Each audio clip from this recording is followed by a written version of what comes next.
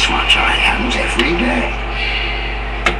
Right, brainstorming. Here we go. Sorry about the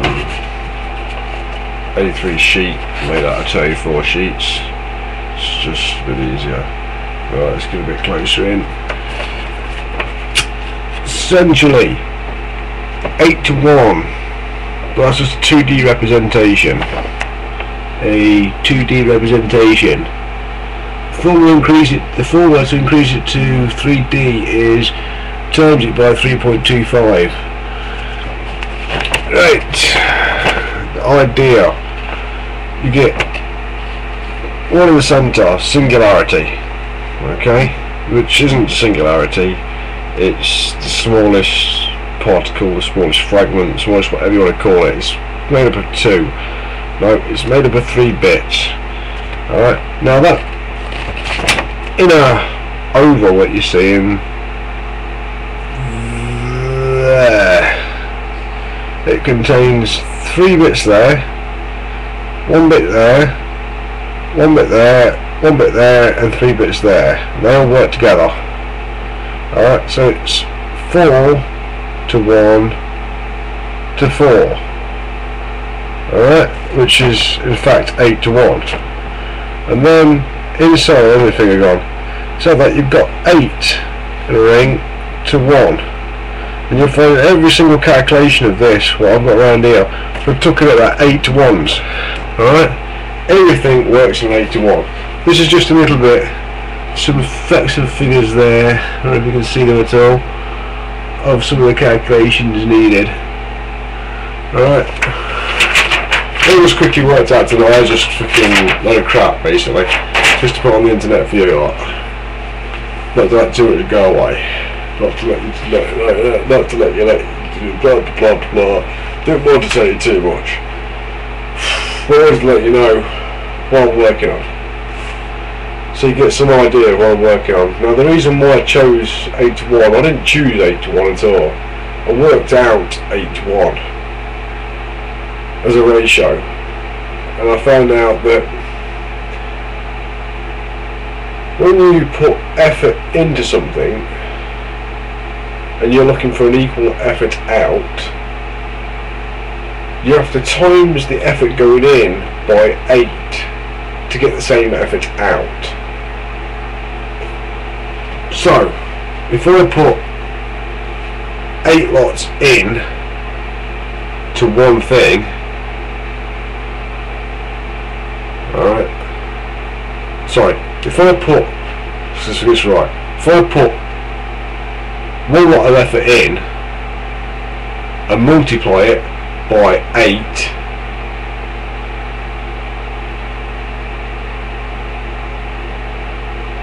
and then feed that multiplication of 8 through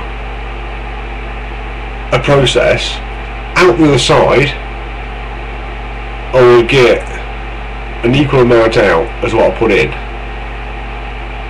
Baffling, isn't it? It's very hard to explain. Multiplication, right? Multiplication.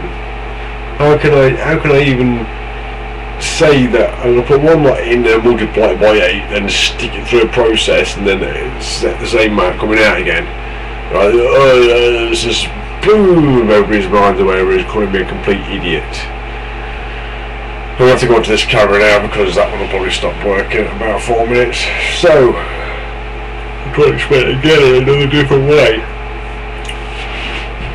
Well, I just get a little bit disgusting because the sun is getting a bit hot now. Extremely hot in the house. Right. Anyway,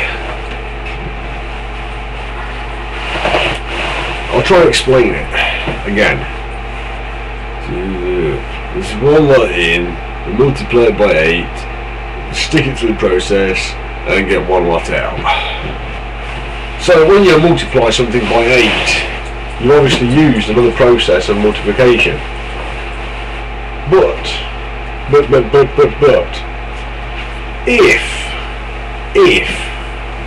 you've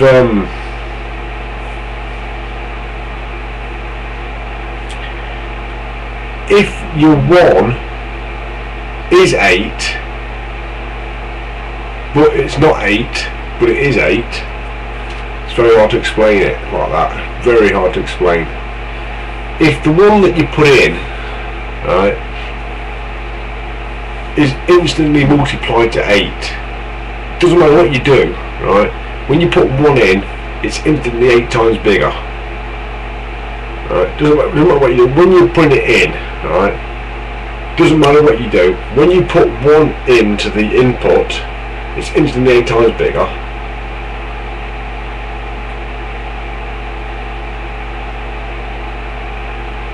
Then that 8 magnitudes, not 8 magnitudes, 8 times sized input is forced through a process,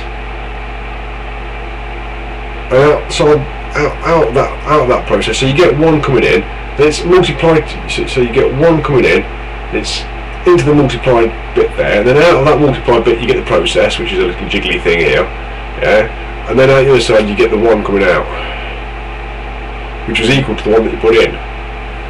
But the process inside is the 8. Alright, it was just a number. I call it life as well. Some people call it God. Yeah, a lot of people call it God. A lot of people say it's God. Alright, so I'm using God in my process, I suppose. I don't know what words to use. I really don't know what words to use. I just know I worked out this stupid thing when I was a kid, because I was determined to prove a teacher wrong. And well, I suppose it was my stupid mistake that I worked it out, and it happened to work out. It didn't matter how many times I worked it out, it works out. And everywhere I look, in numbers, decimal numbers, no matter how I work things out, I work things out. Today I was doing some workings out on that PDL, not PDL, on this brainstorming stuff I was showing you on the camera that you ain't seen, on that stuff there. I was working the numbers out down the side here. It's all upside down for you. I was working the numbers out on the side here for you, down here, and after I'd worked them out, I suddenly thought, hang on a second, I'm going to have a look at the periodic chart, because, you know, I'm looking at these numbers, I'm theorising that they're subatomic particles that I'm working out. This is the process that I'm working out. It's subatomic, but it's like extra small things, like the Higgsions, and the tachyons, and very small things that I'm working out here, and I'm just guessing, right?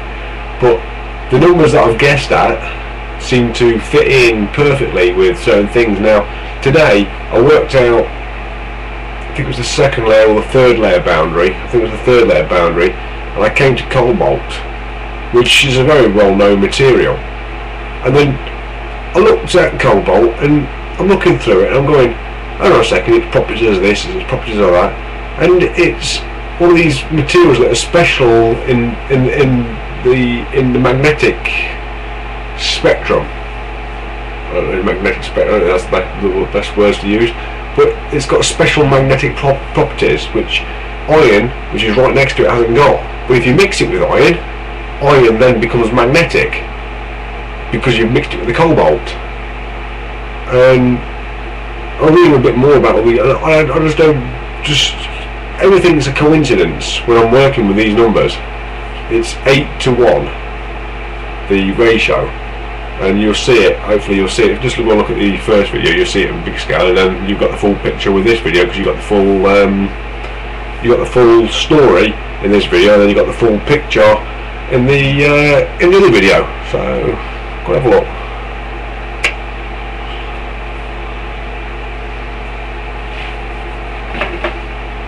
Plus, we'll take a look at the stories making the morning's front pages. Stay with us for that. Plus, all the rest of the top stories coming up at midnight.